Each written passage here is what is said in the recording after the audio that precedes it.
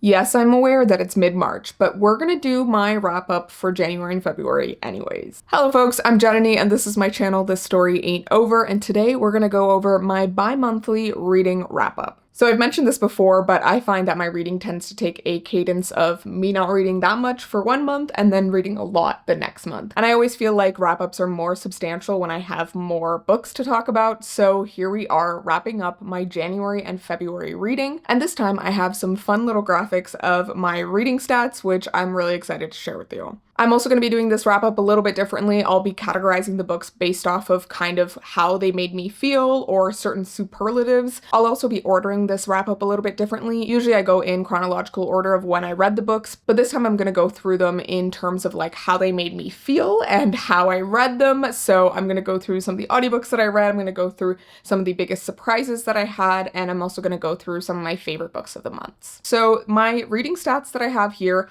I have sort of accumulated a bunch of different stats about my reading for the 2 months, and then I have some stats on my collection as well. So starting with the genres that I read 4 fiction books, so these include like contemporary and literary fiction, though they were mostly literary fiction. I read 3 books that I would categorize as romance books, and then weirdly enough, I read 1 of each of the rest of the genres, so fantasy, horror, mystery thriller, sci-fi, and nonfiction. You will see soon enough, but for February, I did read a lot of like small, tiny, short books because I was trying to do a video on short books you can read in a day. And so because of that, I went through my whole collection and picked out the short books that I had and tried to read them so that I could recommend them. So in terms of the genres, I'm not super surprised. I've been reading a lot of literary fiction, and it's not surprising that there's multiple romances there because I did do a romance reading vlog for Valentine's. So if you haven't seen that yet, go check it out because it has some in-depth thoughts on some of the books on this wrap up, but I'll still talk through them today. I also want to look at the books I read in terms of the ones that I purchased myself versus the ones that were sent to me by publishers, and I did have a pretty good mix. I think 4 of the books were ones that I purchased, and then the rest were ones that I had received from publishers, which is usually not the case, so I felt pretty good. Like I got ahead on a lot of books that were sent to me, so that was good. Okay, and then we have my pie chart on the background or race of the authors, and this is really important to me because I want to make sure I'm reading diversely and from different perspectives, and I always want to make sure that I'm reading at least 50% of my books from BIPOC authors. As you may or may not know, publishing is very, very white. Only about 15% of books that are published in English are by BIPOC authors, which is absolutely wild. And so I'm always trying to make sure that I'm reading diversely, and I'm always trying to make sure that I recommend books that are from different backgrounds and perspectives. So if that's something that you're interested in, make sure to stick around and hit subscribe. And then in terms of the method that I read these books, I actually had a really great mix, and some of these were like overlaps. There was like a couple books that I read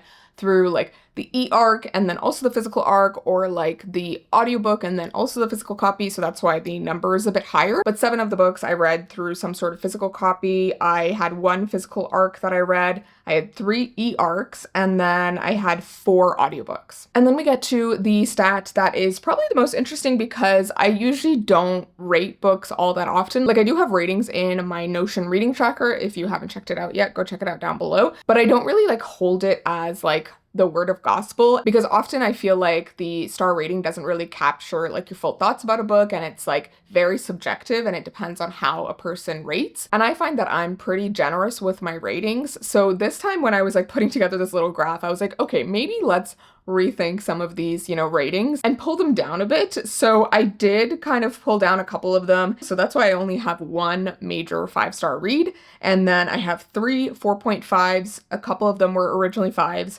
I have 4 4-stars, 2 3.5s, and 1 3-star, and then I do have 1 book that I DNF'd. So my average rating is around like 3.6, 3.7, but hopefully that gives you a nice look at my reading over these past 2 months. I feel like it was a pretty good couple months of reading. I read some really great books. I also read some like mediocre books that were still enjoyable. Aside from my 1 DNF, I don't feel like I wasted my time on anything, so that was really good. And then I have 1 more page of stats, and this goes through the books I read in terms of the ones I finished versus the ones that I started. So in January, I finished 3 books, but I started 4 books, and a lot of these are not the same books. And then in February, I finished 8 books, but I also started 7 books. So I'm actually in the middle of reading like a bunch of different books. I'll flash them on screen here. And this is pretty typical for me because I just have like the worst ADHD brain. I can't focus on one thing at a time, and I tend to easily get bored between books, so I have to switch between them to like keep myself motivated. And often oftentimes I'm reading different books on different methods. So I'm reading a different book on my e-reader versus on audiobook versus on the physical. It's a really weird process, and I end up in the situation where I'm like starting a lot of books but not finishing a lot of books, but I do eventually finish them, so you know. And then in terms of my collection, I want to go through the books I received and the books I bought. So in terms of the books I received 6 finished copies from publishers. I received 2 physical ARCs from publishers, and then I also received 20 e-ARCs. Now, those were all NetGalley e-ARCs for the most part. Some of them were actually directly sent to me, but a lot of those were ones that I requested from the publishers, and to be honest, I didn't get to a lot of them, so a lot of them expired, and I still have a bunch that will be expiring in March that I have on my TBR. And then in terms of the books I bought 3 paperback books, I bought 1 hardcover, and then I also bought 6 ebooks, but the ebooks I will say were mostly like daily deals, so they were mostly like 99 cents or like a few bucks, which is typically how I get my ebooks. I don't usually buy them for full price, and my old workplace actually gave me like credits to grab ebooks, so I don't have that anymore now that I've quit my job. So I definitely think that number is going to be going down in future months. But those are the overall stats on my 2 months of reading. Let me know what you think of these stats. Do you like hearing these stats? Do you want to know more? Are there any things you want me to expand on? Let me know down below, and let me know if you like them, and I'll continue to do them. I honestly really enjoyed making the graphics and just like sitting down and really thinking about how my reading went. So I am very excited for future months when I get to do this, and hopefully I will be able to do monthly wrap-ups from here on out. January and February were a bit chaotic in terms of my life. I had a lot of things going on in terms of my personal life and like my full-time job, which I ended up leaving recently. So I am now full-time content creating and doing some other things and writing, which I will definitely talk about in like a Q&A coming up soon, but I did talk about it recently in my romance reading vlog. So if you haven't seen that, go check it out. With that said, let's jump into the books that I read and my thoughts on each. Okay, we're gonna start with the 2 books that I found to be the best books that I read over these past couple of months. I really loved both of these, and for different reasons, but they very much like catered to my specific taste, I feel like, which I feel like is a taste that not a lot of people relate to. Like, I love messy books, messy characters, mentally ill characters. I love seeing like kooky and crazy themes explored, and I also really love books that are full of satire. So the first book that I want to talk about is Goddess Complex by Sanjana Sathian. This book is actually coming out, I think, the day after I'm going to post this, or the day I'm posting this. I read an early copy of this. I got the e-ARC from the publisher through NetGalley, and I was reading it over like the course of a couple months because I was going through a lot, and also I was just enjoying taking my time with this one. But this book honestly lived up to all the expectations that I had of it, and I was so glad that I ended up loving it. This is the book that I gave the 5-star to for these months. It definitely delivered on all the things that I wanted, and it was just such an entertaining read. I don't want to butcher this, so I did like pull up the description, which says that it's a twist-filled psychological thriller and a feminist satire of our age of girl bosses turned self-care influencers, optimization cults, internet mommy gurus, egg freezing, and so much more. I feel like that's a really good description of what this book was. Like, it was in between sort of this like psychological thriller situation and also this like crazy satire with like kooky characters and just a lot going on. This book follows our main character Sanjana, who is a PhD student who was working in anthropology, and she was living in India as an expat with her husband Killian, who is like a quarter Indian on like his dad's side, but like doesn't know those relatives. And so the two of them were living in India as expats, and he was an actor and she was pursuing this PhD, but things kind of fell apart and she ended up leaving him and moving back to the States. And now it's a year later when we're opening on the book, and she had also aborted her pregnancy with Killian and no one knew about it.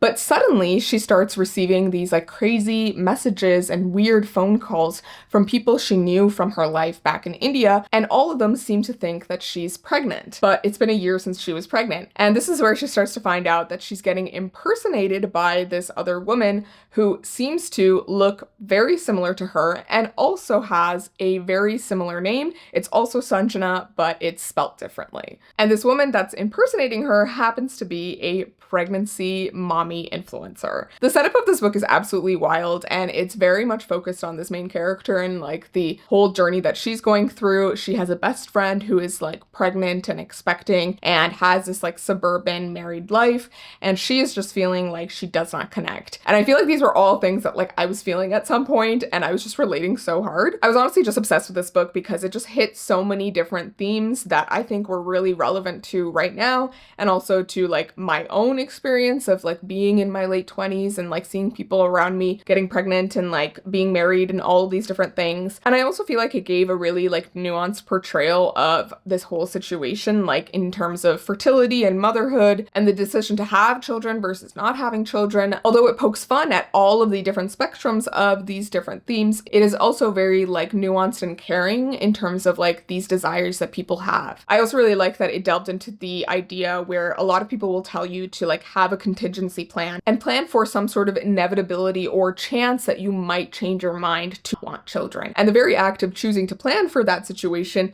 often causes you to not live the life that you're actually wanting to live and living in service of this like sort of situation that may or may not come to pass. I feel like our main character was a very conflicted person, and even towards the end, you know, she doesn't have all the answers. And I think that that's like something I love in books. Like I love sort of ambiguous endings and just situations that aren't completely clear because life is complex. But yeah, overall, this was a fantastic literary fiction, absolutely amazing satire, really entertaining and funny, but also just like so incredibly done. Alrighty, next up I have my next favorite book of these last 2 months. I did give this one a 4.5 just because I feel like there was one aspect that kind of was lacking or bothered me, but otherwise I love this so much. So that book was Fundamentally by Nusseibeh Yunus. This book was sent to me by the publisher a while back, and they also sent me the e-arc and the physical arc, and so I had it earlier. I had meant to read it right then, but I just didn't get around to it. And funnily enough, my partner ended up reading it and he loved the book. He thought it was so funny. And I was like, okay, I need to read this. And when I got the book, it also came with a letter from the author who basically details how a lot of the events of the book and like the whole setup of the book is very much based off of her own life and some of the experiences that she had.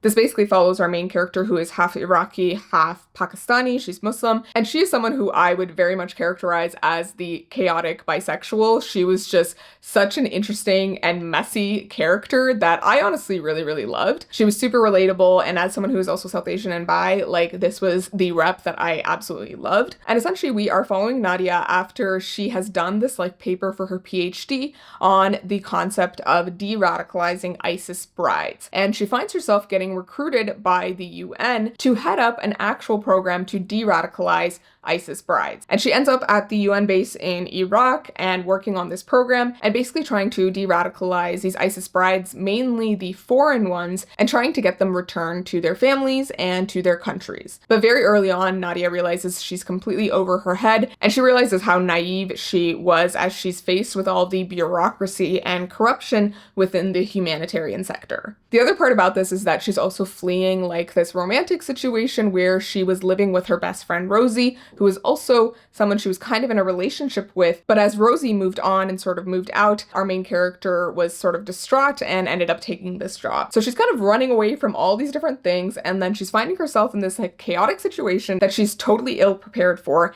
And on top of that, she starts to really bond with one of the ISIS brides named Sarah, who she sees a lot of herself in, and who seems like this really normal girl from the UK, where Nadia is also from. And I think what was so interesting about this book was that it followed this main character who was starting to realize that she has a lot in common with these women who have ended up in this impossible situation. And in a way, she starts to find herself wanting to save these women because she identifies so hard with them. But Nadia is definitely a very messy character, a very, very flawed character, and has a bit of a savior complex. And there's a point where like her mother disowns her, like this is known very early on in the book, so it's not a spoiler.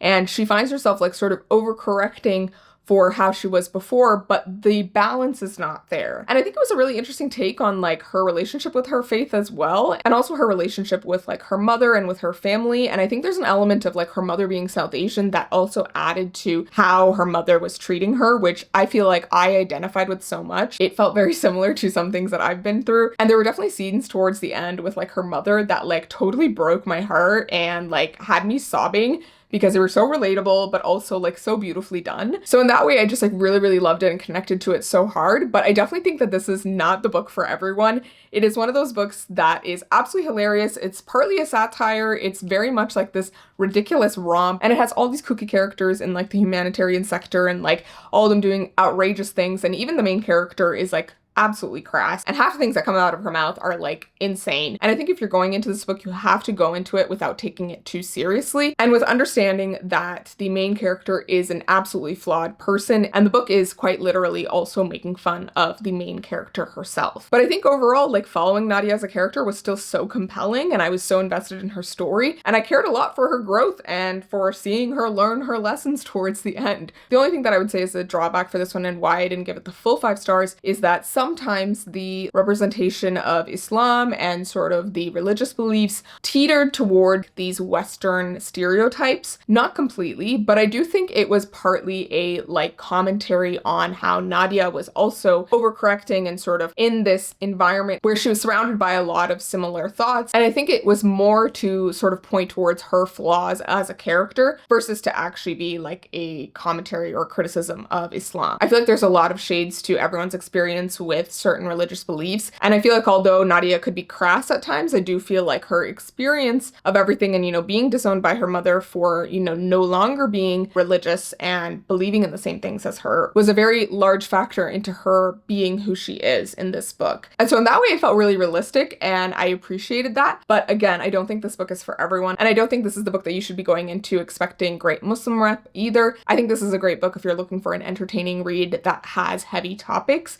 and deals with them in an interesting way and has a compelling main character. Oh my God, my hand hurts from like holding up these books for so long, these hardcovers, I swear. Okay, let's talk about my biggest surprises. I have 2 of them and these were honestly just so wonderful and I'm so glad I picked them up. So the first one that I have is The Most Wonderful Crime of the Year by Ali Carter. This is a part mystery, part romance. It's like a very cozy book and it basically follows these 2 writers or authors who write crime mystery fiction, and they are both from the same publisher. And the main character has never really liked this other guy. He's been like wildly successful and seems to have this like outward persona that seems really fake. And the 2 of them end up in this weird situation where they are invited by this like famous author, very much like Agatha Christie vibes, to her estate home for Christmas, to spend Christmas with her. And so weirdly enough, the 2 of them join, and our main character has been like recently divorced. She's going through a lot, but she is the biggest fan of this author and she is so excited to be seeing her and meeting her, and it's like her dream come true. But the mystery comes in when suddenly the next day the author goes missing and it seems like there's a murderer on the loose, and someone is particularly trying to attack these 2 characters and stop them from solving whatever mystery is going on and whatever happened to this author. I personally really enjoyed the setup of this one, like the cozy vibes, the mystery, the different characters that you meet at the beginning and who are on your like suspect list. And I also really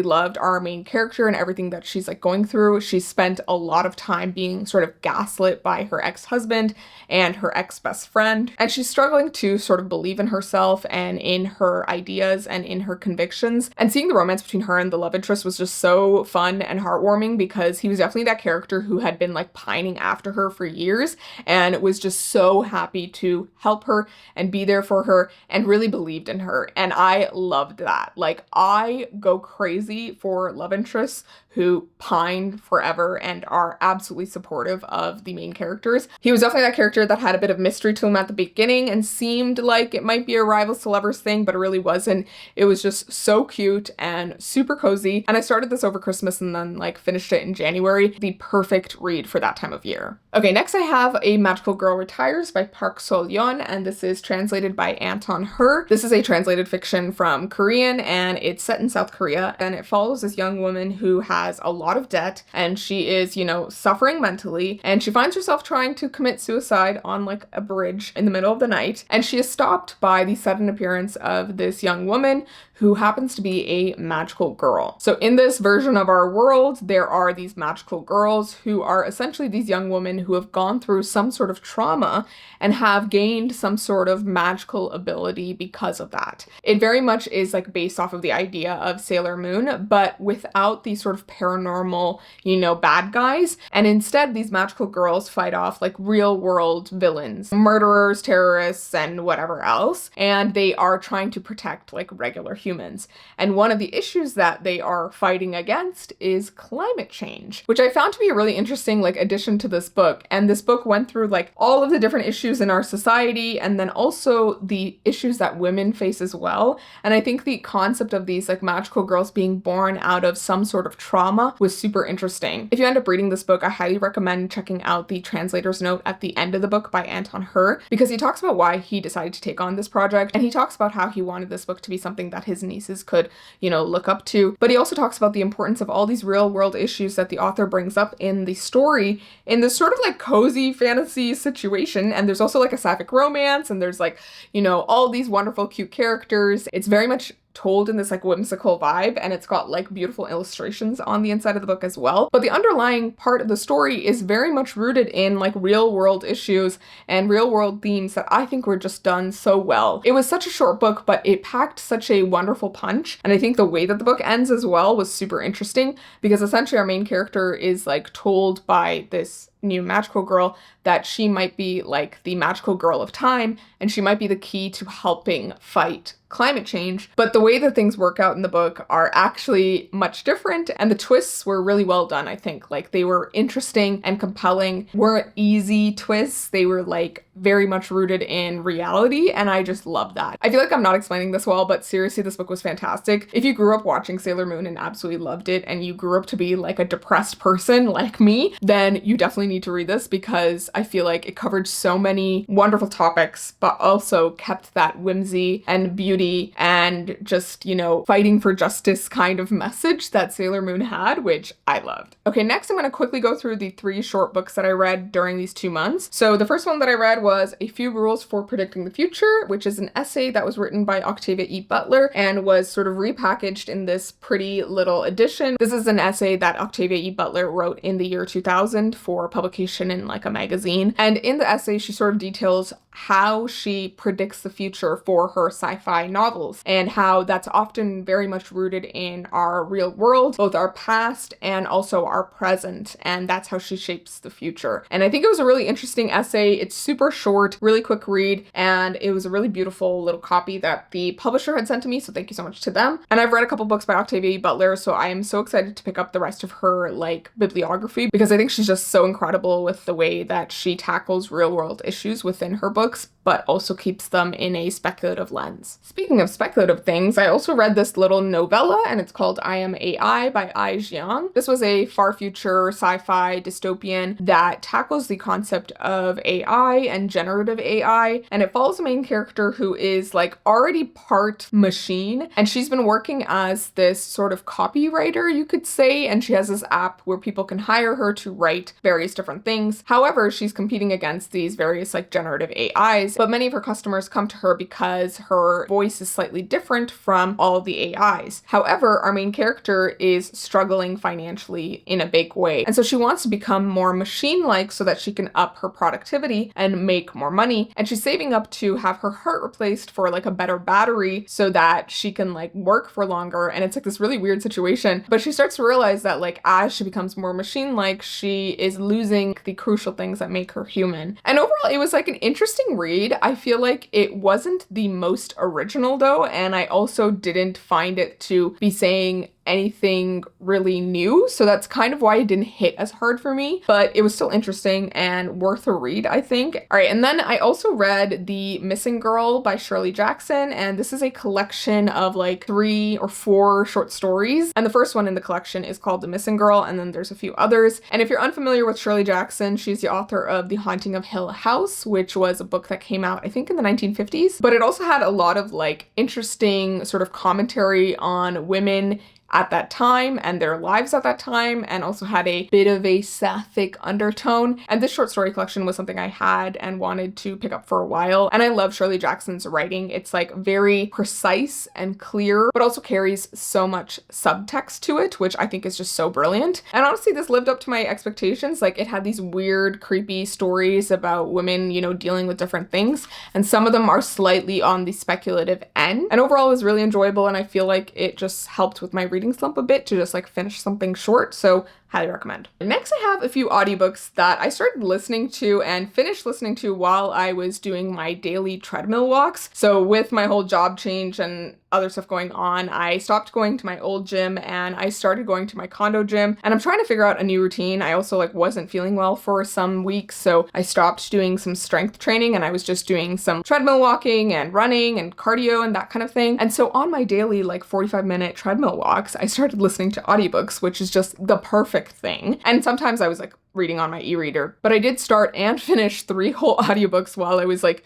doing this every day for a few weeks. And honestly, I feel like it was a perfect setup because these books weren't ones that I was like highly anticipating or ones that I was like super invested in. And so it was like easier to listen to them while doing something else because I wasn't concerned about like missing something, even though like I was paying attention. So I still felt like I got the full story. But the first of those books was The Husbands by Holly Gramazio. This book is like a contemporary literary fiction. I read this because I had seen Kayla from Books and Lala recommend this. She had talked about how she really liked how this book made you really believe that the main character was like living these potential different lives. Essentially, the book follows our main character who comes home from like a night out with her friend and finds this random man in her apartment. And he's saying that he's her husband and like is very confused. He ends up going to the attic, or she sends him up. He disappears and a different man comes down from the attic, and he also thinks that he is her husband. And around her, her surroundings have changed a little bit, her appearance has changed, her job has changed, and she starts to realize that her attic is magical, and every time a husband disappears into her attic, a new one will reappear. And so she is like cycling through these husbands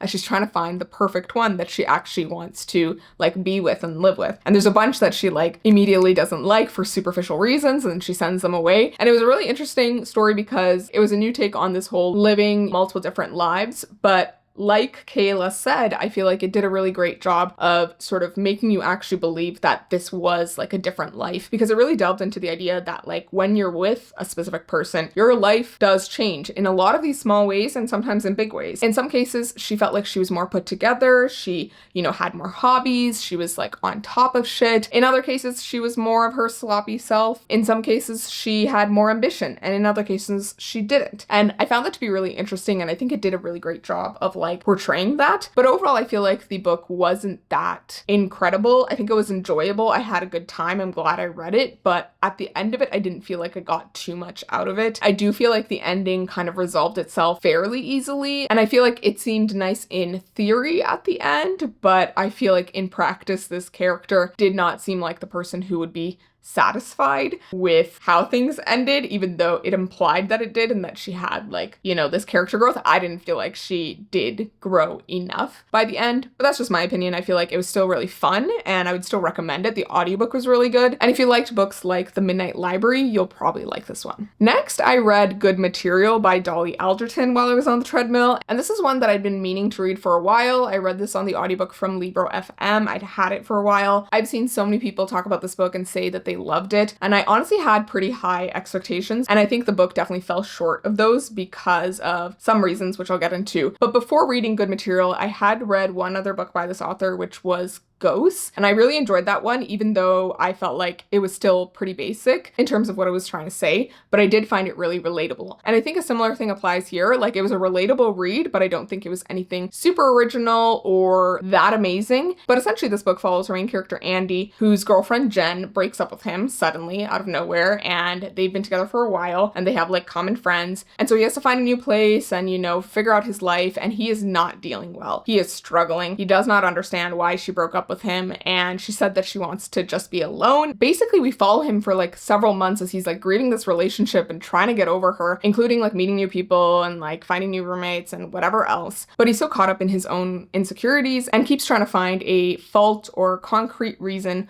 for why she broke up with him. But what you realize is that he simply just didn't understand her as a woman. Andy is also a stand-up comedian, and you start to realize that he doesn't really have his own like proper purpose in life or like drive or direction, and he's been sort of living aimlessly and felt that their relationship was perfect but didn't realize that it had all these problems. And he starts to realize this as the book goes on. But for me, I just really wish that like the Andy section had been shorter, because once you get to like the last 30 or 20% of the book, it actually shifts perspective to Jen, so the girlfriend who broke up with him. And up until that point, she's fairly mysterious. Like, we don't know what she's thinking, and there's no real understanding of like what she was going through or, you know, why she did it. And we are very much in Andy's head and like his perspective, which I think was done well. But in this like last section, we get everything from Jen's perspective. So everything that had happened up to that point with Andy, but like in an accelerated version. And we start to understand like what's going on and why she, you know, broke up with him, and how she was actually like involved with some of the things that was going on in his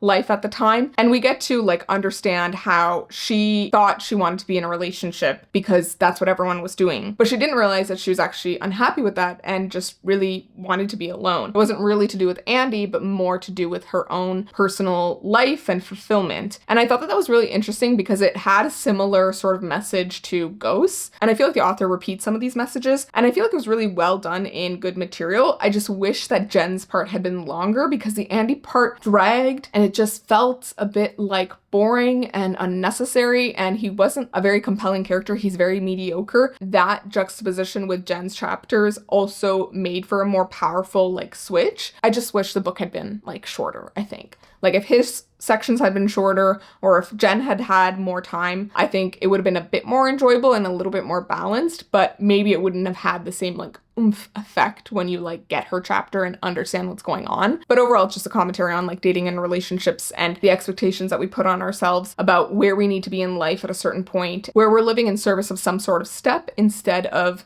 like our own personal fulfillment or something that we actually want. And Andy goes through some nice character development, which I liked, but again, he was like a boring white guy, and I just wished he had less screen time. Okay, and then the last audiobook that I was listening to while I was on the treadmill, which I also ended up like reading physically a bit, was Deep End, and I read this for my romance reading blog, so if you want full in-depth thoughts, go to that video. But essentially, if you didn't know, this is Ali Hazelwood's newest romance. It's a college romance. It follows two athletes at Stanford. So we have Scarlett, who is a diver, and then we have Lucas, who is a swimmer, and they're on separate teams and have different training regimes, but they see each other often. And Scarlett forms this new friendship with one of the other divers, and she's the girlfriend of Lucas. And Scarlett soon learns that Lucas is into kink and like BDSM, and that his girlfriend isn't really. And they've been together so long that like their sex life has sort of fizzled out. Scarlett finds herself trying to give some advice to like this friend about being with someone who likes kink because she is someone who likes kink. And honestly, the setup was like super weird, but basically like the friend breaks up with, you know, Luke, and then Luke and Scarlett end up in this like friends with benefits situation and are living out their fantasies of finally having a partner who likes kink and BDSM and the same things that they do. So right from the bat, it was like a really weird setup and interesting situation. But honestly, I was on board. I was liking it. I liked the open communication. These were college students, but they were very like mature about everything, and they were very respectful of each other, which was nice. And just overall, I was also interested in everything else going on. Swimming competitions or diving competitions, and the main character Scarlett trying to get over like her mental block from a previous injury that she had. And all of that, honestly, I was super interested in. And I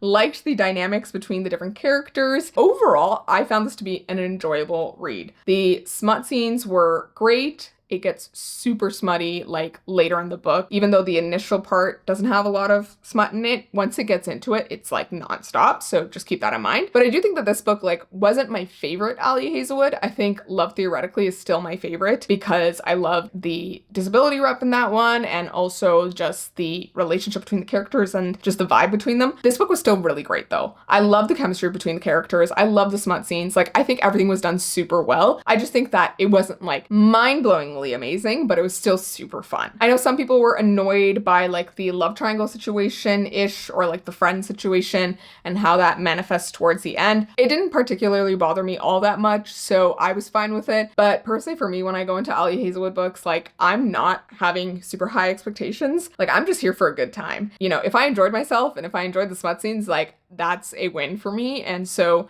this was honestly just fun. Really enjoyed it and highly recommend if you're just looking for like a light, fun, you know, kinky read. Now, if we want to talk about my favorite romance of these 2 months, we have to talk about Between Friends and Lovers by Shirlene Obu-Obi. This book was absolutely phenomenal. I love this so much, even more than Deep End, and that's mainly because it has more layers to it. It's a little bit deeper. It's a bit on the like literary fiction end or contemporary fiction end, but also romance. And I think overall it just had some really beautiful themes and just wonderful character moments and beautiful lines that I was just obsessed. It basically follows our main character who is a doctor, but also a social media influencer. And she's sort of found herself in this weird situation where she has left her residency job because she couldn't handle like the pressure and all of that because she was dealing with depression and mental illness and had all these things going on. And so she also doesn't love like the social media influencer thing, but she can't quite figure out what she wants to do. And she loves educating people about their bodies and sex and all these different things that people have questions about. But she's sort of like in this weird limbo between things. And then she's also in love with her best friend, Ezra. Ezra is this like actor, I think, or like son of this really big, you know, actress or celebrity. And our main character is like his really, really good friend. And she ends up in this weird situation where like Ezra, her best friend, who she's been in love with for so long, who is constantly flirting with her, but never really takes her relationship further and has never realized that he likes her more. She finds herself in this situation where he does something unforgivable at the beginning of the book, and she's forced to rethink their entire relationship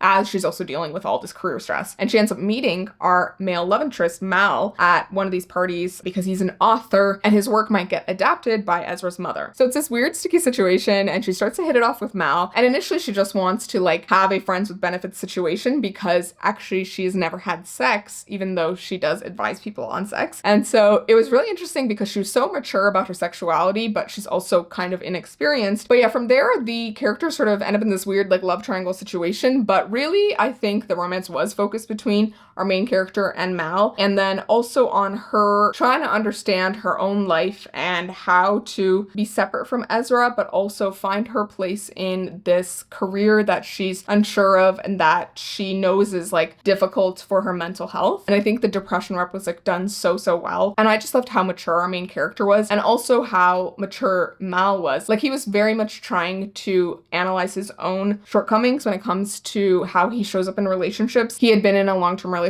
before and it hadn't ended well, and he was trying to rectify some of his own mistakes from previous relationships. So overall, like it was such a beautifully done romance and I loved their chemistry and I loved the steamy scenes and I just loved how everything ended as well. So overall, I was like really satisfied with the book and I think it's such an underrated book. Like not enough people talk about this. So please go read it. If you're gonna read a romance, go read this one because it was fantastic. With that said, the last book that I read was also a romance and it's the One Book That I DNF'd for these 2 months, and I also was like reading it in my romance vlog, so if you want to go watch that for more, you can. But that book was Book Boyfriend by Emily Wibberley and Austin Sigmund Broca. This book honestly has a really interesting concept. It basically follows a main character who's like really into romantasy in particular. She works for a publisher and she has a coworker at work who's also like a marketing assistant or coordinator or whatever. And he is like kind of a snob, doesn't like romantasy books, hates her taste in books. And she initially like thought he was really good looking when she started the company, but then realized he's an absolute asshole and rude. And the book actually opens with the main character getting broken up with by her like 6-month boyfriend, who basically tells her that she's like so wrapped up in her romantasy books and expects way too much out of her partner because of all these unrealistic expectations that she has from the books that she reads. And there's no way someone could live up to that. She's like kind of annoyed, but she's also like, are men then really incapable of living up to them. And I thought that that was like really cool and a really nice setup. But then the book, like where it actually goes, I don't know, I feel like it just wasn't that compelling or made much sense, because the main character ends up going to this like convention, live action fan convention for this big romantasy series that she loves, and she's going to be there for a week. When she gets there, she sees this guy from work that she hates, who's the male love interest. From there, it gets kind of weird because it just makes no sense why he's there, and you later learn that like it's because he wants to learn how to become the best book boyfriend, and it's because he's had like not great relationships before. And honestly, as soon as we got into like the convention part of the story, I was like, this makes no sense, and I just wasn't feeling it anymore. I think there's an element of like when a book has a fictional book in it, you can't connect to it the same way because you haven't read the fictional book, and so it's like not the same vibe. The fake romantasy series in the book definitely felt like ACOTAR or some kind of ACOTAR series. That was also kind of a turnoff. And initially I thought it was gonna poke fun at this concept of like obsessing with fictional characters and struggling to find proper romance in real life or something like that, which it kind of does, but really I feel like it was meant to be a comforting read for romantasy readers who feel like their favorite books aren't appreciated, which is fair. And I think that's great for, you know, whoever feels that way, but I personally didn't like relate that much, so I didn't find it that interesting. And then I also just like did not like the love interest. He just seems like such a snob. He definitely from the beginning does not respect the main character or her taste in books. And that was just like an immediate turnoff for me, because even if he's gonna like reform himself or try to be better, it's obvious he never respected her from the beginning or respected her taste in books. Like she talks about how he tried to shoot down like her ideas in meetings, and that type of shit is just like not something I look for in a love interest. Like if he's already awful to you at work and like does not respect your ideas, then why would you want to be with him? And I just feel like that's not something you can reform from. So yeah, I just like wasn't really feeling the chemistry between the characters or this love interest. The concept seemed cool, but if I was to ever read like a book like this, I think I would need it to be slightly different or done in a different way. I also felt like it was a little bit boring. Aside from that, I didn't find the main character to be all that interesting. Like her personality was liking romantasy books, which is not a personality. So yeah, it was kind of disappointing because I had high hopes for this book. And I've also read a romance by these two authors. I've read the roughest draft by them, which I really enjoyed. And I was hoping it would be more serious in that vein, but it didn't feel like that. So here we are. But that is essentially all the books that I read over January and February. I feel like I had a pretty well-rounded couple months of reading, and I'm already like 2 books deep into March, which is great. So I will definitely be doing a March wrap-up for you guys. And yeah, I would love to know what you guys thought of this new format. If you like the way I grouped things, if you liked seeing the reading stats at the beginning, would love to hear your feedback. And I hope you guys enjoyed hearing my thoughts on all of these books. I would love to hear from all of you if you have read any of these books and what you thought of them. Do you have any spicy opinions about Deep End? Are you thinking of picking up The Goddess Complex or Fundamentally after what I talked about? I would love to hear, and I would also love to hear what you guys read in January and February and what your favorites were for those months. Thank you all so much for watching, and as always, thank you so much to my Bindery members for supporting me and my channel and making all this possible. If you haven't already joined my Bindery community, you can do so down below. You can join as a free follower and just support me and my channel and my publishing imprint, and also get the opportunity to nominate books to my TBR jar if you join as a free follower. And if you haven't already, go follow me on Instagram and TikTok, and I will see you in my next video. So please remember that the story ain't over. Bye!